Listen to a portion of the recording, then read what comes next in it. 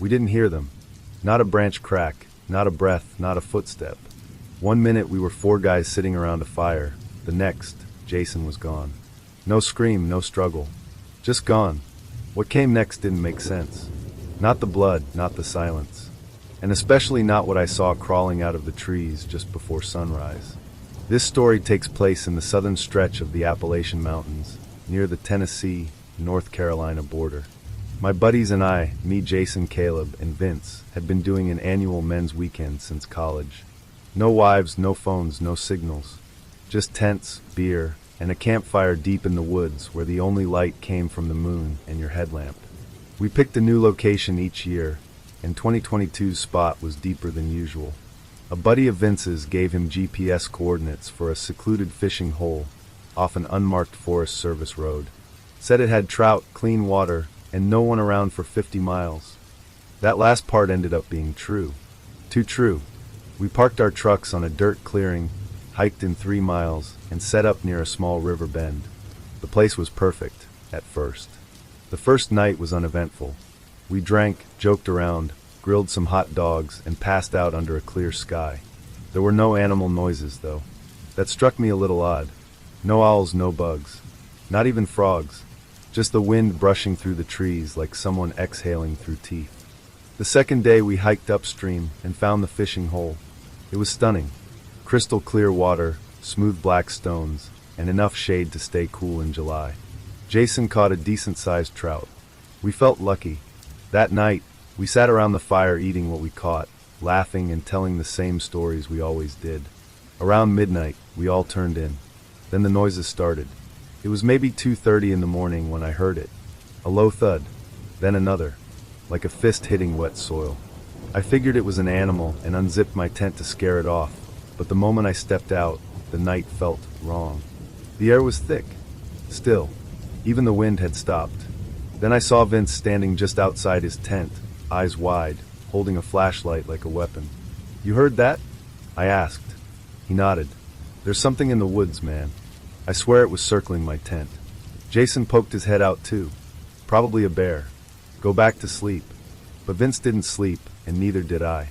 I kept the flashlight under my sleeping bag, hand wrapped around the handle. The woods stayed quiet for the rest of the night, but not the kind of quiet that feels peaceful. More like everything else had stopped to listen. The next morning, we all tried to play it off. Hiked again. Ate fish. Told more jokes. But we didn't stay up late. Something felt watched. On the third night, we sat around the fire again, more sober than usual. We didn't say much. At one point, Caleb said he saw something moving between the trees, low to the ground, fast, grayish. Jason called it a raccoon. We all wanted it to be a raccoon. Just past 1 a.m., Jason said he was turning in. I remember it exactly. He stood up, stretched, and joked, "If I get eaten, avenge me." He walked 10 feet to his tent. Zipped it shut. 10 minutes later, he was gone. We didn't hear anything. No footsteps. No cry for help. No zipper. Just 1 second he was there, and then the next we noticed the tent was open. Empty. We thought he was messing with us. Classic Jason prank. We called for him. Laughed a little. Yelled his name louder. Walked around the camp with our lights. 10 minutes turned to 30. 30 to an hour. Then Vince found the blood. Just a smear like something was dragged. That's when we stopped yelling. We packed our gear fast. Left the tents. Took only what we needed.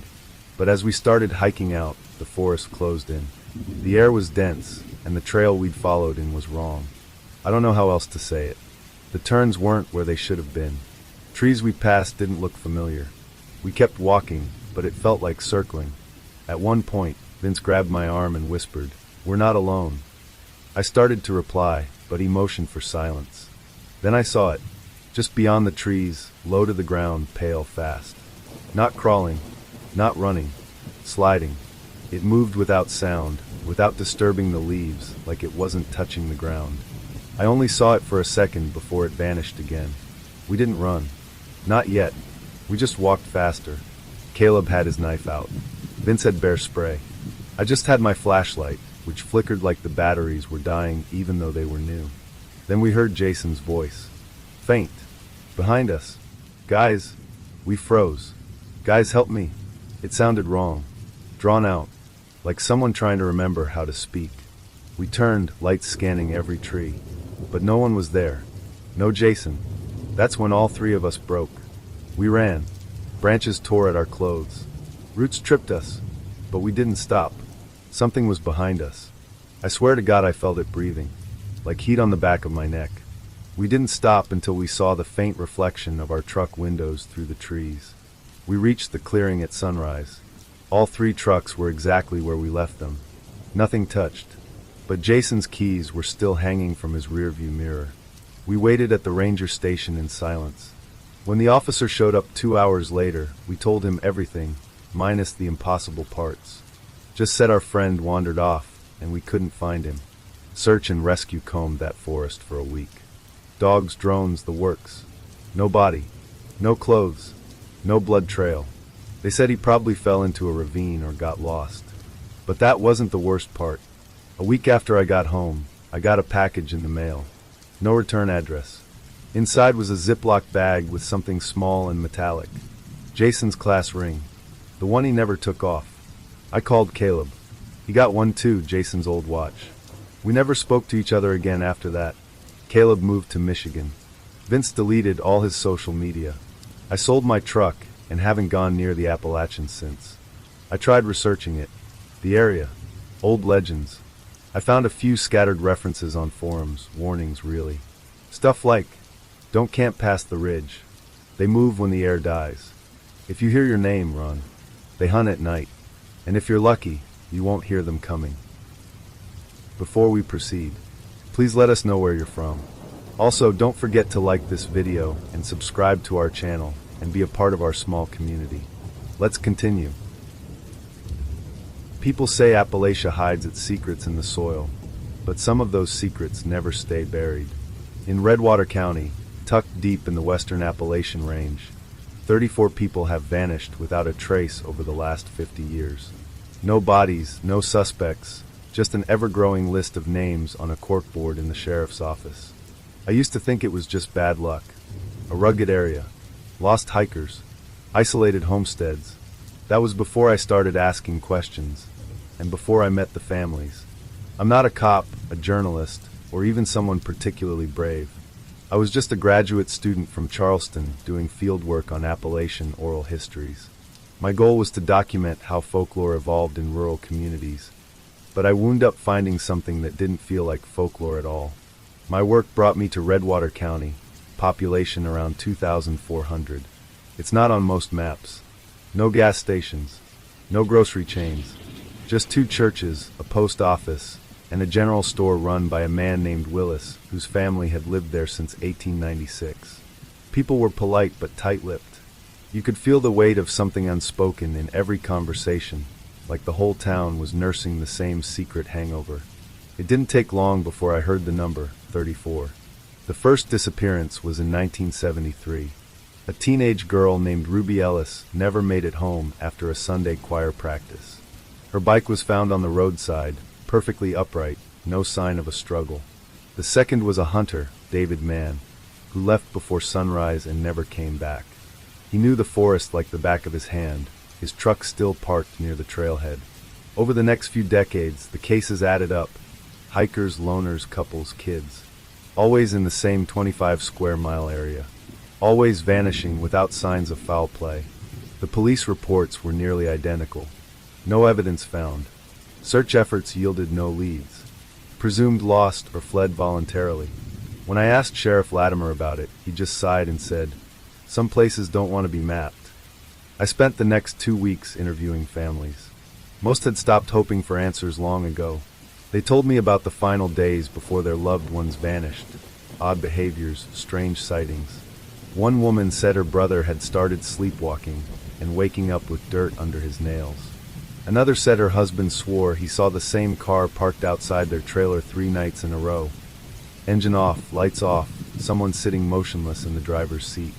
But the story that haunted me the most came from Bethany Griggs, whose daughter Sarah disappeared in 2006.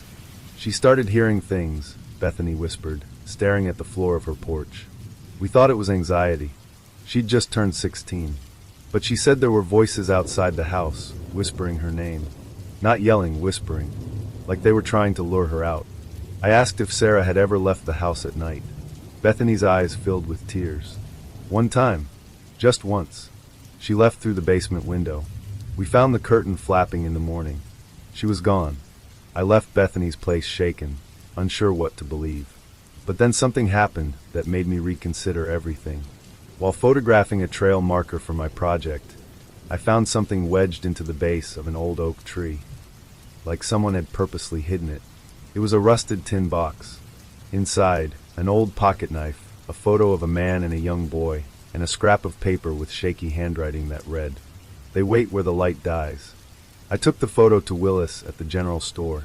He looked at it for a long time, then said quietly, "That's my cousin and his kid. Went missing in '89. Nobody's seen him since." I made the mistake of hiking out to the area where the box was buried. Not to investigate, just to see the spot. It was a narrow ravine east of town, thick with old-growth trees and almost no sunlight making it through the canopy. The air there felt heavier, damper. My ears popped like I'd crossed into another pressure zone. About a mile in, I saw something strange. A clearing. Flattened grass. Ashes. Like a fire pit that hadn't burned in a long time. And something worse, small stakes in a ring. 7 of them. Each had something tied to the top. A shoelace, a bit of cloth, a child's plastic barrette. I backed away slowly. My instinct screamed to leave, but I turned around one last time. Someone was standing on the ridge behind me. Still. Watching. I shouted, "Hey, you okay?" But the figure didn't move. I turned and ran. My phone died halfway back to the road. I don't remember how long it took, but I didn't stop running until I was locked inside my car.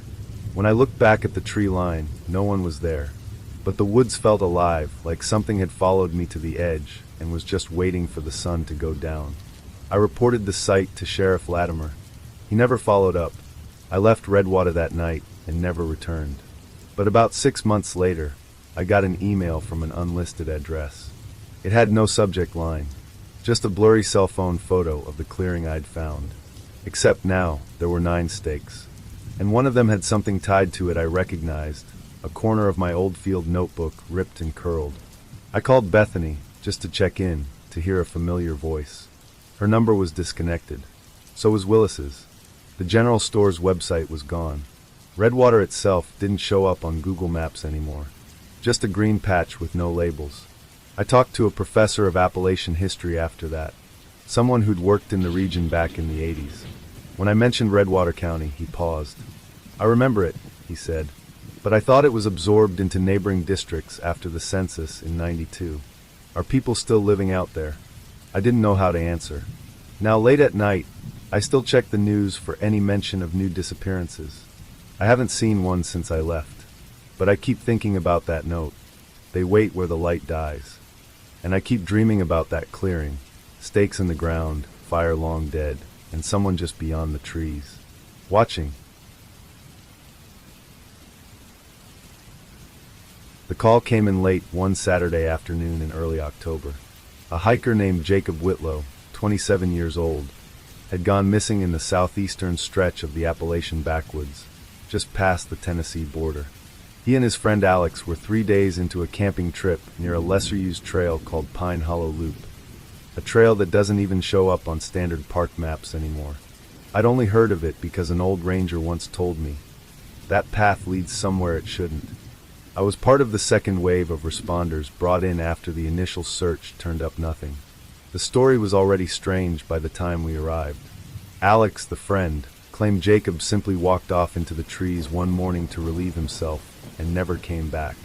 No shout, no sound, no rustle, just gone. And that wasn't even the part that put my stomach in knots. The strange part? Alex said he saw something in the woods that morning. Something he wouldn't describe, except to say, it wasn't right. It wasn't supposed to be there. We started our grid search early the next morning. The area they'd camped in was dense, wild, and hadn't been cleared in years. We had GPS, dogs, thermal imaging drones, the whole kit. And yet, after 6 hours, nothing. Not a single footprint. No gear. No sign of a campsite. It was as if Jacob and Alex had never been there. We only knew they had because Alex had flagged the spot with his own orange survival blanket wrapped around a stick. That first day ended cold and silent, the woods thick with fog that rolled in fast. The kind of fog that seems to muffle sound like you're underwater. That night, our team set up base camp about a quarter-mile away. Around 2 a.m., I woke up to one of the dogs growling, low, steady. I thought it had picked up a scent, so I unzipped my tent and stood up, but it wasn't looking into the woods. It was looking up. Above the trees, high in the canopy, something moved. I couldn't see it clearly, just the shadow of it shifting from branch to branch, maybe 20 feet up. No sound.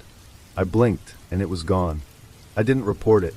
Nobody wants to be the guy talking about shadows when we're trying to find a missing person. On day 2, we went deeper, farther east. That's when we started finding Jacob's things. First a sock, torn clean down the middle like it had been sliced. Then a granola bar wrapper stuffed inside the hollow of a tree. Later that afternoon, we found his phone. It was wedged between 2 rocks in a stream bed, screen shattered. It had no signal, of course, but when one of the tech guys pulled the SD card and checked the photos, things got worse. The last 3 photos on the roll were taken about a minute apart. The first showed Jacob standing at the edge of the woods, smiling, holding a stick like a walking staff. The second was of the same spot, but Jacob wasn't in it. The third was completely black, except for a blur in the bottom right corner. When we zoomed in, it looked like a hand, but it had too many fingers. Alex had already been pulled out by then. After a second breakdown, he was taken to a hospital in Asheville. He kept repeating the same thing. I told him not to follow it. We never got a clear answer on what he meant. Day 3, I was partnered with a guy named Ritter, solid guy, former Army. We pushed deeper into an area where even the drone footage didn't help. The tree cover was too thick. About an hour into our sweep, we started hearing something. It wasn't voices exactly, more like a soft clicking sound, spaced out like Morse code. Ritter thought it might be an animal, but it didn't follow any pattern we recognized. It followed us, though. For a solid 15 minutes, wherever we went, the clicking trailed us from just beyond sight. Then suddenly it stopped. We paused near a tree stump and took a water break. Ritter crouched down to tie his bootlace, and that's when he spotted something behind the stump. Buried in moss and leaves was a patch of cloth, Jacob's hoodie. Still intact, but cold and damp like it had been there for days. The weird part? There were no insects on it. No dirt inside the folds. Just clean cloth like someone had placed it there recently. Ritter reached to pick it up and immediately froze. I swear to you, I've never seen a man that tough go pale like that. He slowly turned and said, "Don't move. Don't look behind you." My blood went ice cold. I asked him what he saw, and he just said, "We need to walk away. Now." We backed out slowly, step by step. He never told me what he saw, and I didn't ask. That night, our entire search effort was pulled without explanation. No final sweep, no debrief. Just a radio call telling us to pack up and hike out by dawn. When I asked the lead ranger why, he just said, "We've found all we're going to find." No one ever found Jacob. No body. No final clue. The family held a memorial a month later, but there was nothing to bury. Just a folded flag and the echo of questions no one would answer. We weren't even allowed to contact Alex again. I tried once, through a buddy at the hospital. Got a call back from a block number the next day, warning me to let it go. You'd think that would be the end of it, but the real ending came 2 months later, when I got a manila envelope in my mailbox. No return address. Inside was a single photo. It was of a tree. A tall one, split down the middle like lightning had struck it. Hanging from one of the branches, almost out of frame, was a jacket. Jacob's jacket. I could tell by the patch on the arm. The photo wasn't what chilled me, though. It was what was written on the back in shaky pen. "It still wants more." I quit search and rescue 6 months later.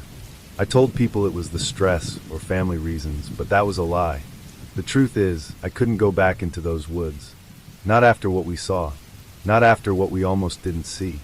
I've done my best to forget the Pine Hollow area, to push it out of my mind. But every fall, when the leaves start to change and the mornings come in colder and quieter than they should be, I think about Jacob, about what he followed, about the silence that swallowed him whole. Sometimes I still hear that clicking when I close my eyes. I looked into missing persons data a few years after the incident. Quietly, off the books. Turns out Jacob wasn't the first. A park volunteer vanished in the same quadrant back in 1986. A hunter in 93. A botanist in 2001. All were listed as presumed lost due to exposure. None were ever found. There's a part of that forest that doesn't play by the same rules. And no one wants to admit it.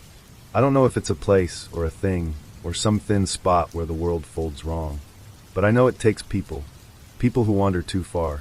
People who don't listen to the silence when it changes. Jacob disappeared in the Appalachian woods and was never found. And something in those trees still waits for the next one. I swear the sun was still up when I turned onto that road. The GPS showed it shaved an hour off my route through southern Appalachia. But less than 15 minutes in, the daylight just vanished. I don't mean it got dim. 1 second I could see the ridgeline, and the next it was like someone dropped black velvet over the sky. No signal, no signs, just the crunch of my tires over gravel, and something white hanging from a tree up ahead, fluttering like a shirt or skin. This happened in the fall of 2019. I was driving back home to Asheville, North Carolina, after visiting my mom in Lexington, Kentucky. I work freelance IT, so I tend to road trip a lot between gigs or to help out family. I've done that drive maybe 24 times, and I always stick to I-75 or cut across to US 25E, routes with plenty of gas stations and self-service. But this time I got cocky. My car was running fine, my playlist was loaded, and when Google Maps offered a quicker backroad through Harlan County, I thought, why not? I'd be home before dark. I wasn't trying to be some thrill seeker or explorer. I just wanted to skip a construction delay on the main road. The detour looked like a regular two-lane route, no weird warnings, no red flags. I figured at worst, it would be a little bumpy or slow. But I had no clue that people don't take that road for a reason. And by the time I figured it out, it was too late.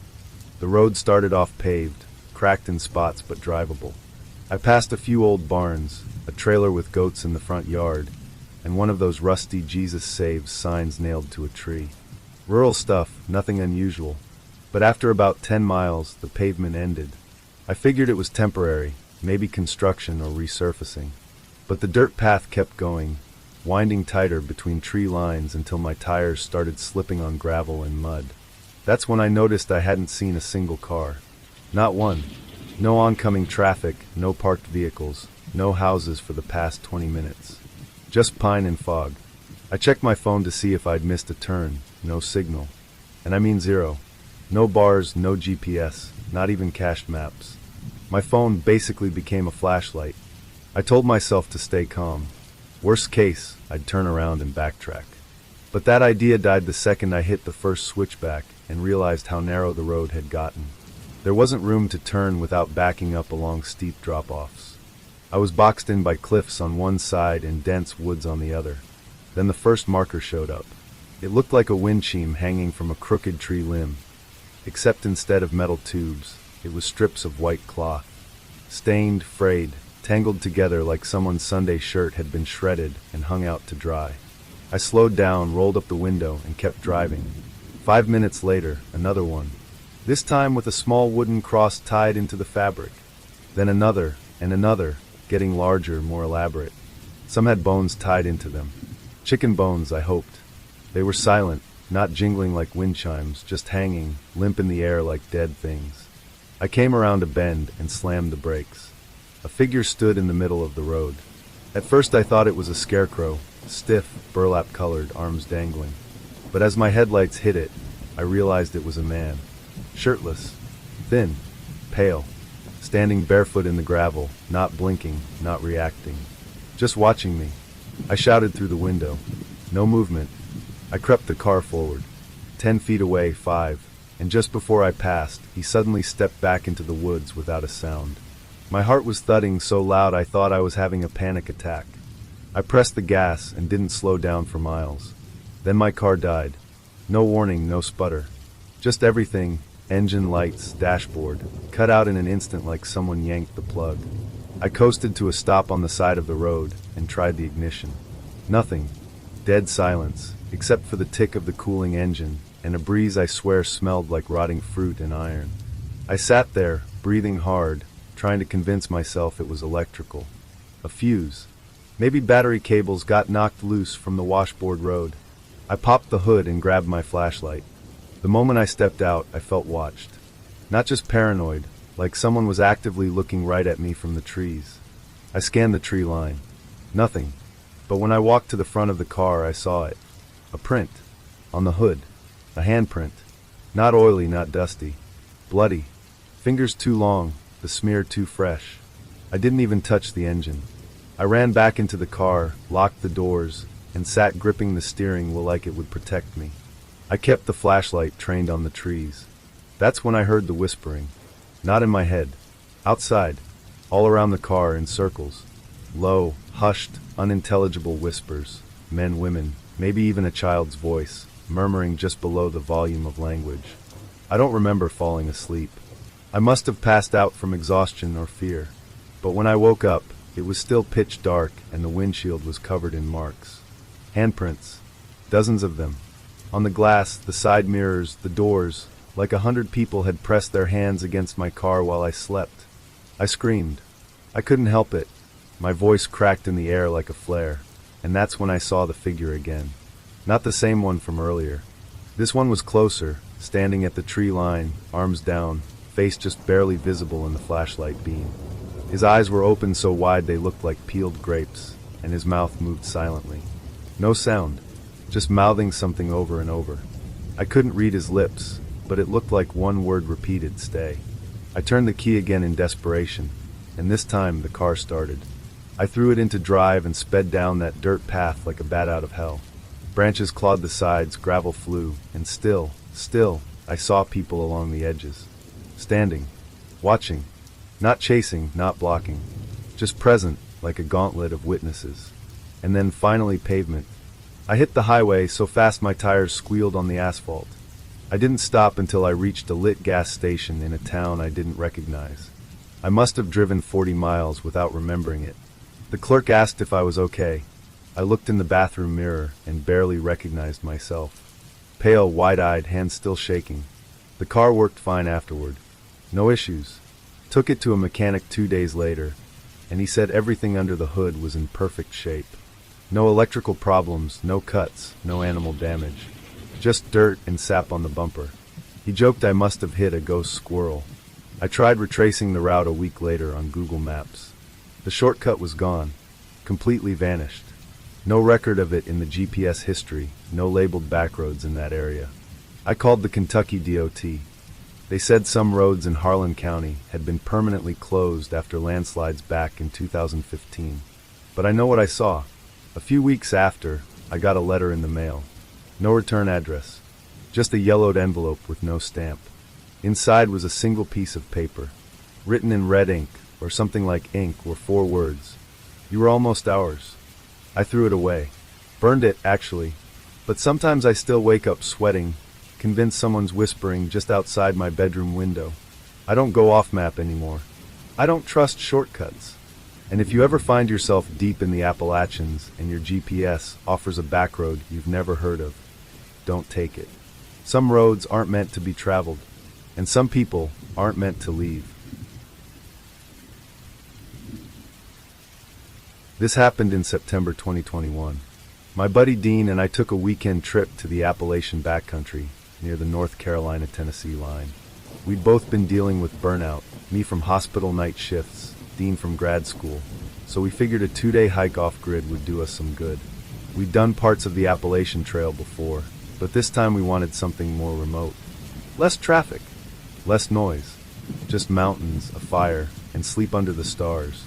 We picked a lesser-known trail called Crag Hollow Ridge, based on a Reddit thread that mentioned killer views and no other hikers.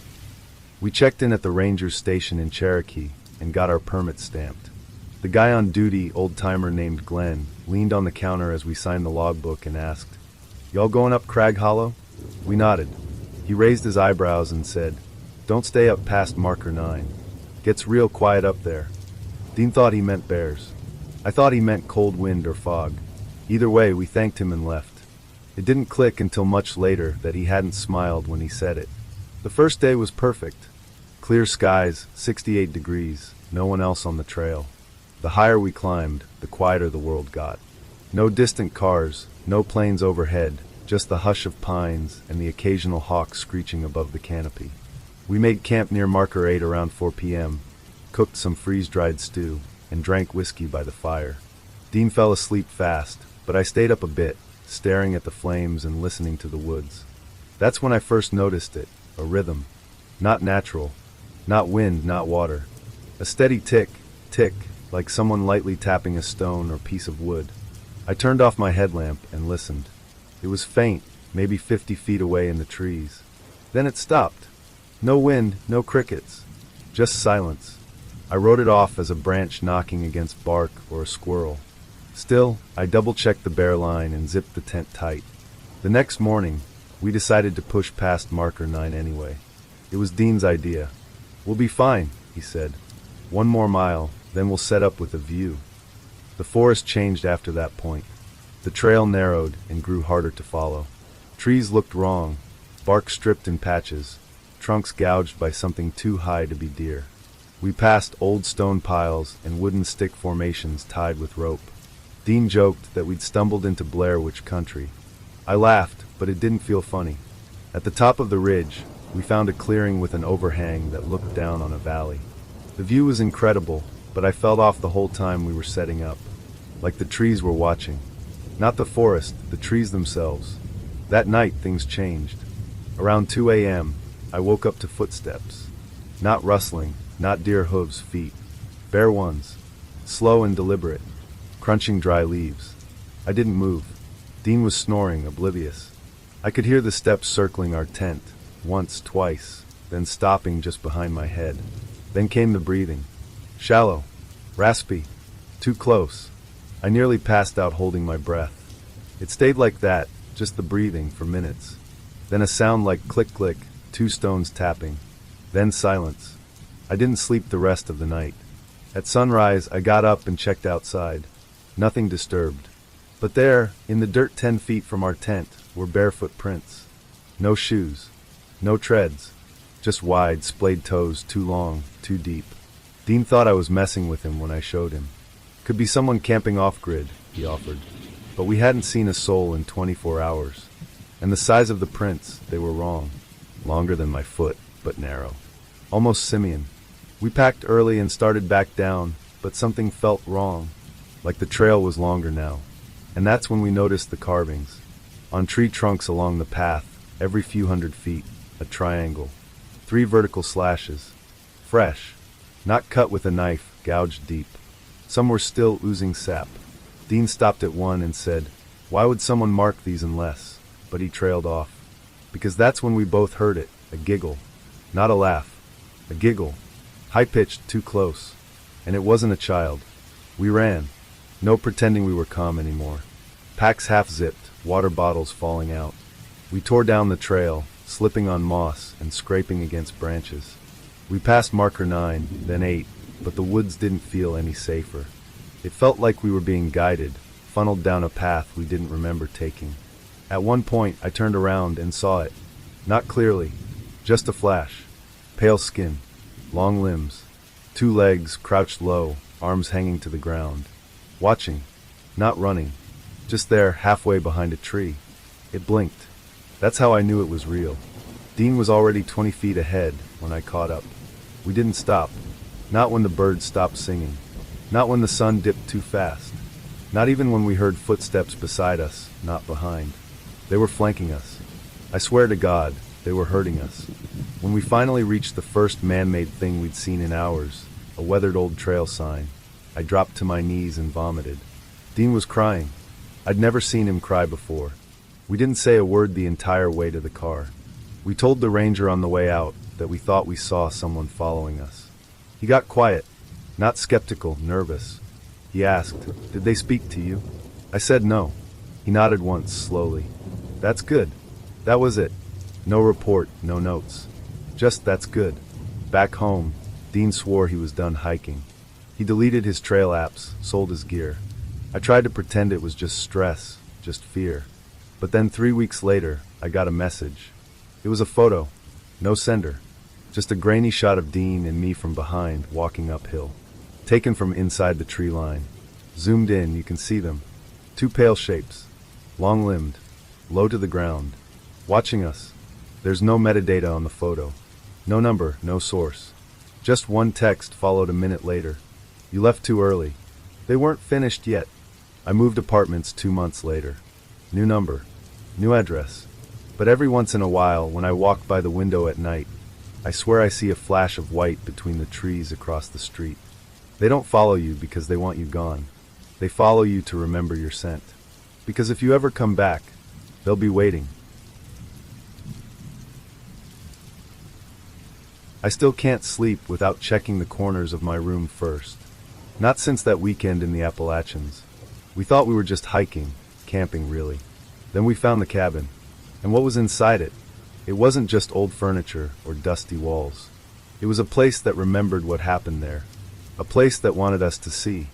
This happened in October 2020, during the tail end of lockdowns when everyone was desperate to get outdoors. My cousin Brett and I had been planning a guy's trip for a while. Just the two of us, some fresh air, no phones, no news. He found this loop trail in West Virginia that cuts through an old mining town and then winds deep into the mountains. I'm not saying exactly where, because honestly, I don't want anyone trying to find what we found. But it was real. All of it. We brought the basics, tents, food, water, a map printed off all trails. Our goal was simple: hike in, set up camp, make a fire, talk about life. Brett had just gotten out of a bad breakup, and I was feeling stuck in a soul-sucking job. We figured we'd get out there, clear our heads, and come back better men. We never made it to the camp. It started with a wrong turn. The trail forked near mile 7, but the signage was broken, literally snapped off at the post. I wanted to stay left. Brett was sure the right path reconnected with the loop. He was confident, so I followed. We hiked about 30 minutes deeper into thicker woods, where the air got cooler and everything smelled like damp moss and old bark. That's when we saw it, just beyond a bend in the trees, a roofline. At first, we thought it was a hunting shack. Then, as we got closer, we saw the full cabin. It was old, maybe 1930s or earlier, with panels faded gray, porch caved in on one side, door slightly ajar. No trail led to it, just brush and packed earth. It didn't belong on the map, and it sure didn't look like a ranger outpost. We should have turned back, but Brett wanted photos. Dude, this is a find. Nobody knows this is here. He was already stepping onto the porch before I could say no. Against my better judgment, I followed. Inside, it was exactly what you'd expect. Dust-covered floorboards, broken furniture, a cast-iron stove, and that smell, like mildew and something else, something faintly metallic. But it was the back room that changed everything. We found the door half-blocked by a collapsed shelf. Brett moved it aside. Inside was a single bed, stripped bare. A mirror on the wall, cracked down the middle. And a wooden table, covered in papers. Not books, not journals. Pages. Hundreds of them, yellowed and curling, most handwritten in tight, cramped script. The words didn't make sense. Some were in English, others in what looked like phonetic scrawls. Symbols, numbers, and drawings, so many drawings. Circles, eyes, stick figures, missing arms, missing faces. On the wall beside the table, scratched directly into the wood, were these words. Don't look at the window. That was the moment everything shifted, because the cabin didn't have any windows, except for the one in that back room, and it had been boarded from the inside. Brett tried to joke it off. Creepy artist hermit maybe? But I wasn't laughing. Something in that room felt off balance, like the air wasn't sitting right. I felt pressure behind my ears, a deep hum in my bones, and when I looked at the window, just a glance, I swore I saw a reflection that wasn't mine. Just for a second, something taller behind me. I turned. Nothing. That's when Brett noticed the floor.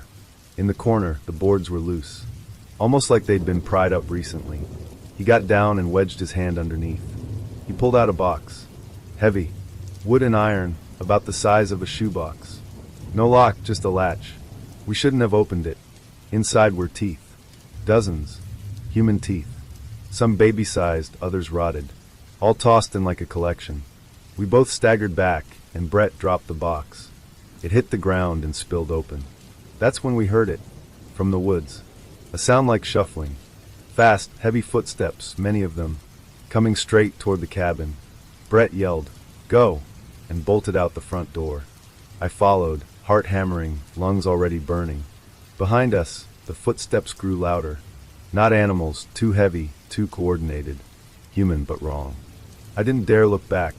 Branches whipped my face. My pack caught on something and tore, but I didn't stop. We didn't talk, didn't think, just ran downhill in the general direction of the trail. I heard something crash through the underbrush behind us. Closer.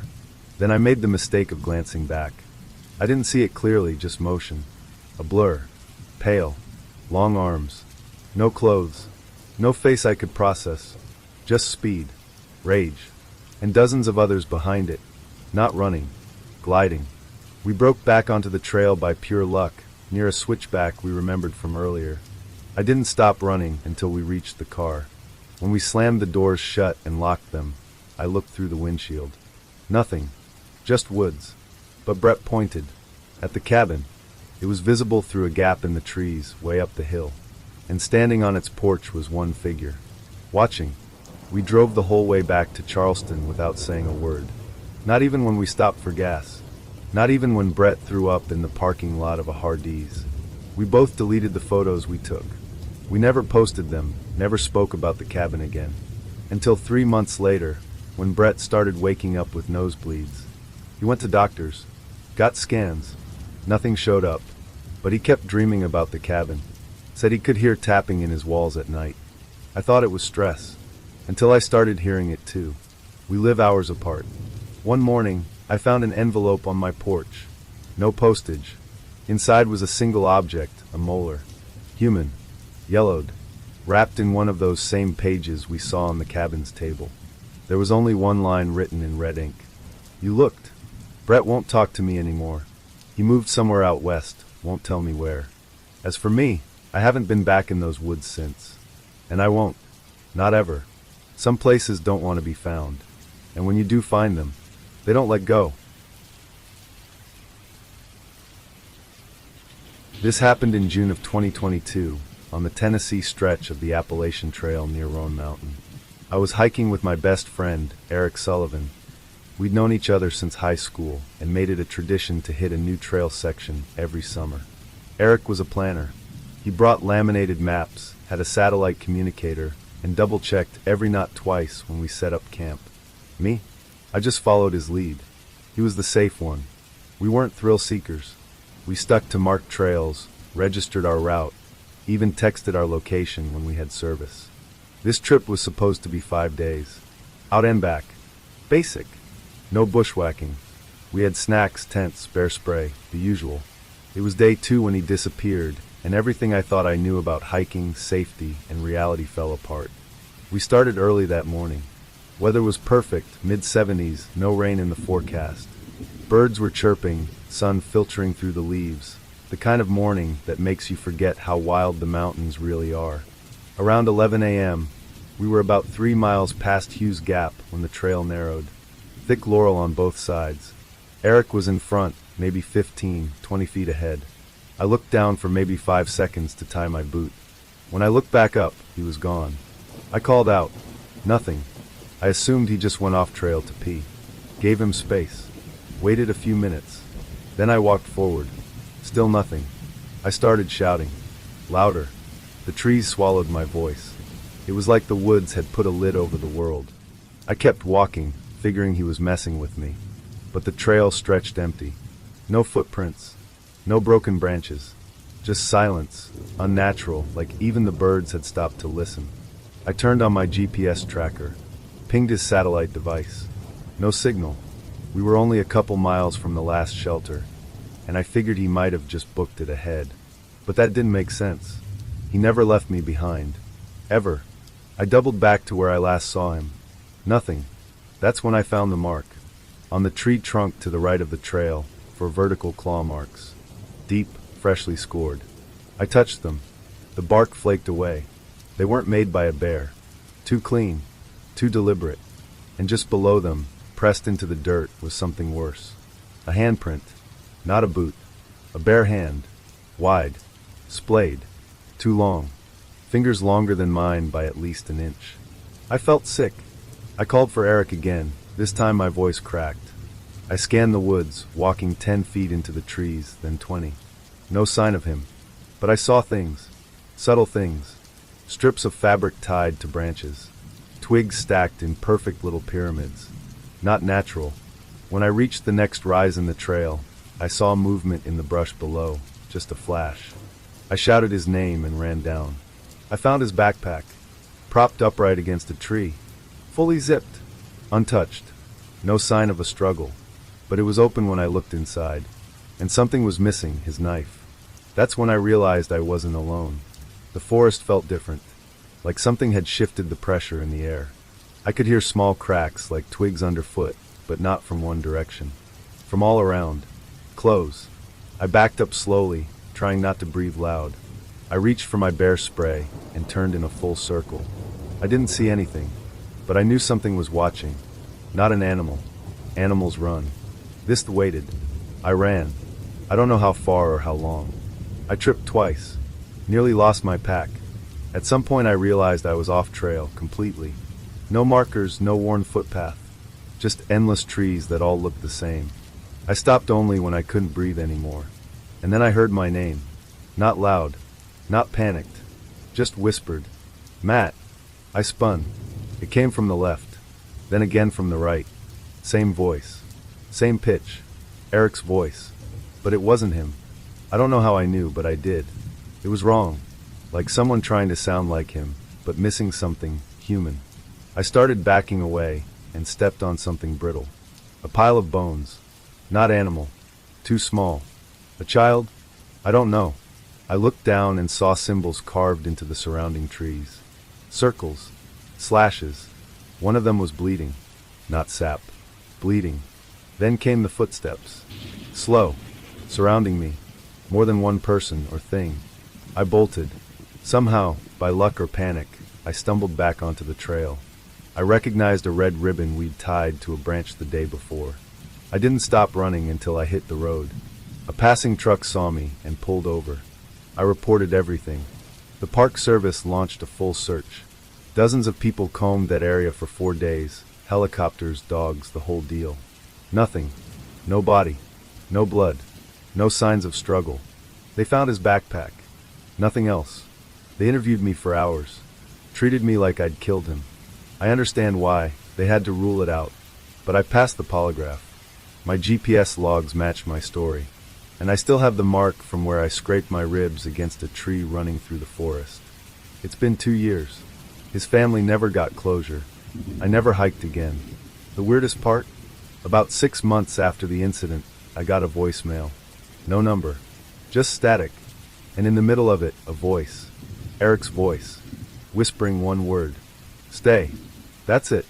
I still have the recording. Every expert I've shown says it's corrupted audio. But I know his voice. And I know what I heard. There are places on that trail where people go missing. Where the woods take them. Maybe something lives out there. Maybe it wears their voice. I don't know. But I do know this. If you ever hike the Appalachian Trail, don't go off alone. And if someone calls your name from the trees, don't answer. You don't really understand isolation until you break down in a place that doesn't want to be found.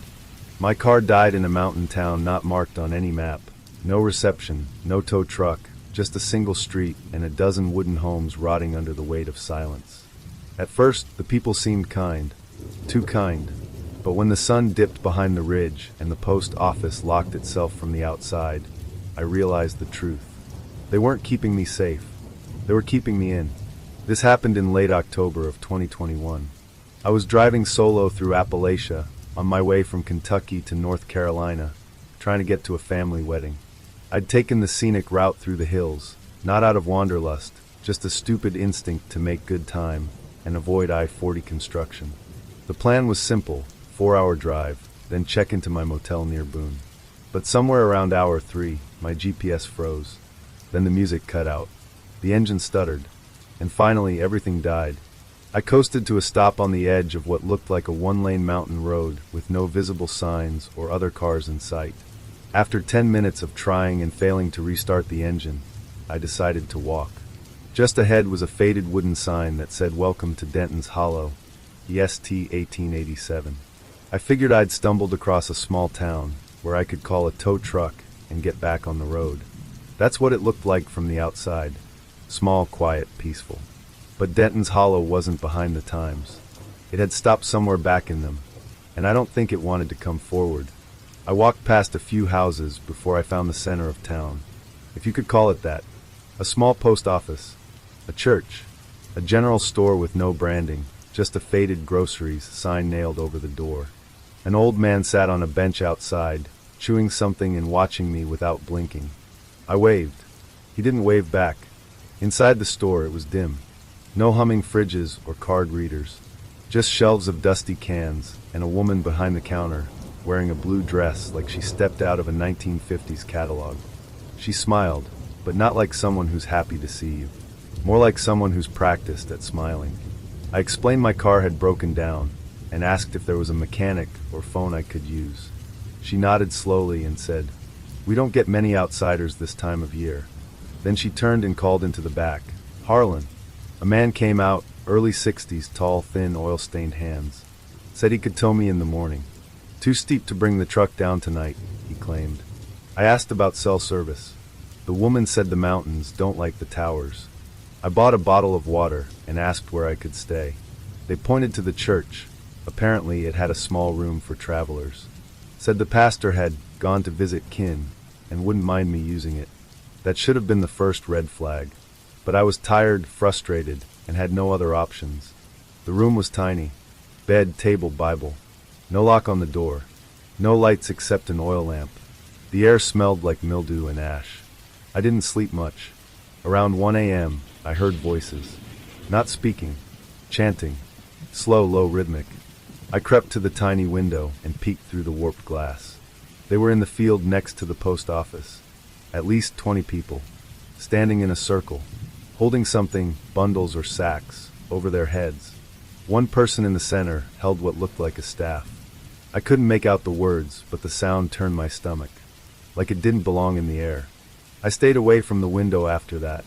At dawn, I walked back to the general store. Harlan wasn't there. The woman was. She smiled again and said, "He's getting the truck.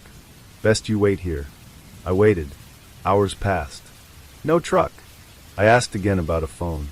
She said it was disconnected for repairs. That's when I decided to leave on foot. But every road I tried led me in a circle. I'm not exaggerating. I followed the main path out of town, hit a fork, took the left trail, and 15 minutes later, I was back at the post office. I tried again, right fork. Same result. I even cut through the woods, using the sun for direction. Same result. No matter how far I walked, Denton's Hollow pulled me back in. By nightfall, I'd spiraled. I went back to the church, packed my bag, and decided to hide in the woods until daylight. Then I'd hike anywhere until I hit a real road. But I wasn't the only one out there. From the trees, I saw them again. The townspeople, carrying lanterns. No flashlights, walking in pairs, searching. I ducked under a pine and held my breath as they passed. One of them, Harlan, was muttering something, over and over. I only caught part of it. "She has to stay. She knows now." They were looking for me. They knew I saw. I waited until they passed, then sprinted. Through the trees, up a ridge, over a ravine. My legs tore open on thorns. I didn't stop. Finally, I saw headlights. A ranger's truck. He found me half conscious on the side of a service road 6 miles from town. I filed a report. Told him everything. He looked at me like I was crazy, but still drove back toward Denton's Hollow. We didn't find it. We found the sign, sure, "Welcome to Denton's Hollow." Yes, T 1887, but behind it? Nothing. No buildings. No road. Just dense forest, and the remains of what might have been a foundation buried in vines. No people. No post office. Just silence. The ranger chalked it up to exhaustion and panic. Said I probably hallucinated after getting lost. I nodded, but I didn't believe him. Because a week later, I got a letter. No return address. Just my name, in handwriting that looked old. Inside was a photograph. Black and white. Grainy. Of me. Standing outside the general store. On the back were 6 words, written in careful cursive. "We remember. You don't belong here." I burned the letter. But sometimes at night, I hear chanting. Low, slow, far off, like it's coming from the woods behind my apartment. If you ever find a road that leads somewhere you've never heard of, don't follow it. And if you do, don't let them see you watching. The screams always came around 2 a.m., long, high-pitched, and human. I thought at first they were coyotes, or maybe some kind of animal in heat. But no animal cries like that, with words. After the third night, I grabbed my flashlight and walked toward the tree line behind my rental cabin. What I found wasn't a creature. It was a person, and they weren't screaming for help. They were screaming a warning. This happened in March of 2023, when I rented a remote cabin in southern Appalachia to finish writing my second novel. I'd just come off a tough breakup, a job layoff, and general burnout. A friend had recommended a little off-grid property just outside of Spruce Pine, North Carolina. No Wi-Fi, no phone signal, just a wood stove, a stock kitchen, and solitude. It was exactly what I thought I needed. The place was about 3 miles up a gravel road past a dying town, surrounded by dense forest and steep hills. The kind of quiet that rings in your ears. The cabin had been renovated, sure, but it still creaked like an old bone-setter's shack. There was no caretaker, just a lockbox with the key and a guest book that hadn't had a new entry since December 2022. It felt peaceful at first, until the nights started sounding like hell. The first scream came on my second night. I'd gone to bed early after writing for hours. It was around 2:15 a.m. when I shot upright in the dark, heart pounding, not sure what had woken me. Then I heard it again. A scream. Sharp, echoing through the woods. I told myself it was a fox. Maybe a raccoon fight. Rural wildlife does weird things. I buried my head under the pillow. The next night, it happened again. Same time. Same pitch. But this time, I listened closely, and it wasn't just a scream. It was words. I could make out help and please. No full sentences. Just broken, panicked fragments. I tried calling the local sheriff's office the next morning, but with no reception, I had to drive 15 minutes into town to find signal. When I finally got someone on the line, they brushed it off. "You're probably just hearing echoes," the deputy said. "Sound bounces strange off those ridges." But something about his tone told me he'd heard that complaint before. Night 3, I stayed up with a flashlight and a notepad. I wanted to document it, maybe get it on video. Around 2:12 a.m., I heard rustling in the woods. The air grew heavy, like before a thunderstorm. Then came the scream, louder than before. More desperate, and I swear, it came from just beyond the treeline. This time I walked out with my light. I followed the sound down a narrow slope into the woods, stepping over roots and ducking under branches. The deeper I went, the colder it got. I found torn fabric hanging from a limb, like a shirt sleeve. Nearby, scratch marks in the bark of a tree, deep, frantic. Then the scream came again, closer. I turned off my flashlight and held my breath. That's when I saw her. A woman, crouched at the base of a tree, back to me. Hair matted, clothes ragged, shoulders twitching. She was muttering something over and over, rocking. I took one step forward, and the leaves crunched. She froze. Then she turned her head without standing, just craned it around to face me. Her eyes were wild. Her mouth opened, but no sound came out. I took another step. "Ma'am, do you need help?" That's when she screamed, not at me, but behind me. I spun around, and there was nothing there. When I turned back, she was gone. I ran back up to the cabin and locked the door. Slept with the hatchet I found in the shed. Every few minutes I'd flick the porch light on and off, half expecting to see her out there again. But the woods were empty. The next morning, I hiked back to where I'd seen her. Daylight made everything seem smaller, less haunted. But the shirt sleeve was still there, and so were the claw marks. I followed a narrow trail past that tree, deeper into the brush. After about 20 minutes, I found something I'll never forget. An old shack, barely standing, half covered in moss and vines. I pushed open the rotting door. Inside were rusted chains bolted to the floor. A bucket, a stained mattress, and carved into the wall, dozens of times, were the words, "He comes when you scream." That's when I realized the woman hadn't been calling for help. She'd been bait. I packed up and left the cabin that same day. Left the key in the lockbox and didn't even bother cleaning up. I drove straight through to Asheville, then caught a flight back to Chicago 2 days later. I haven't written a word of that novel since. The sheriff's office told me there used to be an old property up there. Belonged to a man named Thomas Rayleigh who went missing in 2001. No one ever found him, but rumors said he kept someone in a shack near his land. No arrests. No proof.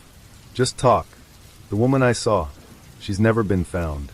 I checked missing persons bulletins for months. Nothing matched. It's like she wasn't supposed to be seen. 3 weeks later, I got a package in the mail. No return address. Inside was my notepad, the one I'd used to jot down what I heard that night. The cover was wet, smelled like dirt and iron. Written on the last page, in handwriting that wasn't mine. She warned you. That's all she was allowed to do. I moved to a high-rise in the city. No woods. No cabins. No silence. And I don't go outside after 2 a.m. Because when the wind's just right, I still hear it sometimes. A voice, just barely human, screaming my name from the dark.